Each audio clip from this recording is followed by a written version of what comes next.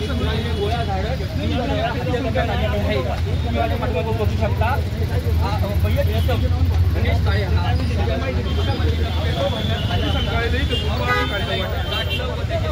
धडाधड पिस्तुलातून firing करत त्याची निर्गुणपणे हत्या केलेली आहे।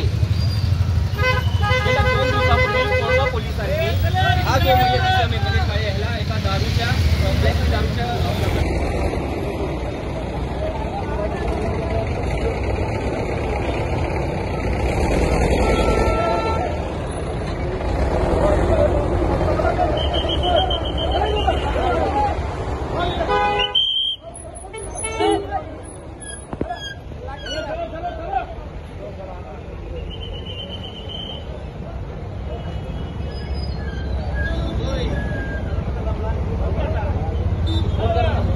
आज दुपारी 3:35च्या सुमारास आम्हाला पेट्रोल पंपावरून घटनेबाबत एक कॉल मिळाला। लागलीच घटनास्थळी आमचे सिनियर पीआय कोंढवा एसीपी आम्ही घटनास्थळी धाव घेतली।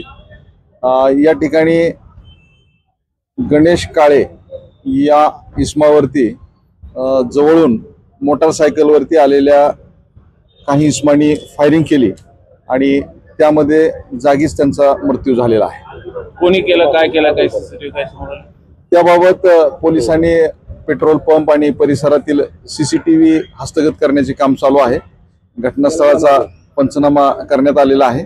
आम्ही लवकरच आरोपीपर्यंत पोहोचू। नाही, आरोपी कुठून कुठे येत होते आणि मयत कुठून कुठे येत होते काय? यामध्ये मयत गणेश काळे हे रिक्षा ड्रायव्हर आहेत। त्यांची स्वतःची रिक्षा आहे। ते राहणारे येवलेवाडी मधले आहेत आणि याच भागामध्ये ते व्यवसाय करत असतात। ते खडी मशीन दिशेने जात असताना त्याच दिशेने 2 मोटारसायकलवरती काही इसम आले होते आणि जवळून त्यांनी त्यांच्यावरती फायरिंग केली आहे। सुगावा लागला का सर आरोपींचा? आता याबाबत तपास चालू आहे।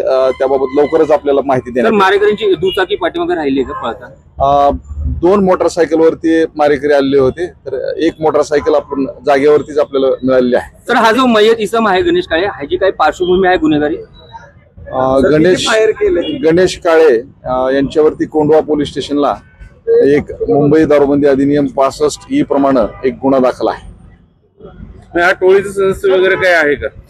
याबाबत आपला अधिक तपास चालू आहे। अंधीकर टोळीतील असल्याचं समजतंय, नेमकं काय खरं आहे? याबाबत आमची जवळपास 10 पथके आम्ही लागलीच रवाना केलेली आहेत। याबाबत जी माहिती मिळते, गणेश काळेचे भाऊ समीर काळे हे सध्या आपलं तुरुंगामध्ये आहेत आणि त्यांचा त्या प्रकरणाशी संबंध आहे। नेमकी किती राऊंड फायर केले सर? कोयत्याने देखील वार केल्याचं समजतंय का? किती राऊंड फायर झाले? 4 राऊंड फायर झालेले आहेत आणि डोक्यावरती कोयत्याचे 2 वार आहेत। आणि किती लोक होते सर हे? यामध्ये 2 मोटारसायकलवरती प्रत्येकी 2 प्रमाणे असे 4 इसम आलेले होते। सर, मयताचा चुलता सुद्धा दत्ता काळे हा तिथं भारतीय विद्यापीठ प्रकरणात आहे, रेकी प्रकरणात। याबाबत माहिती घेऊन आपल्याला कळून येते। सर, फॉरेन्सिकची टीम काम करते। खरं तर दिवसाढवळ्या ही सगळी घटना झाल्यामुळे कोंढवा परिसरात भीतीचं वातावरण निर्माण झालंय। गुन्हेगार कुठेतरी पुणे पोलिसांची वचक कमी झाली असं वाटतंय गुन्हेगारांवर? आमचं सातत्याने गुन्हेगारीवरती नियंत्रण मिळवण्यासाठी प्रयत्न चालू आहे। माननीय पोलीस आयुक्त यांच्या मार्गदर्शनाखाली शहरामध्ये गुन्हेगारी टोळ्या असतील, इतर प्रकारच्या गुन्ह्यातील आरोपी असतील, सातत्याने आम्ही यांच्या मागे आहोत आणि निश्चितपणे आम्ही हे सर्व मोडून काढू। चल ठीक।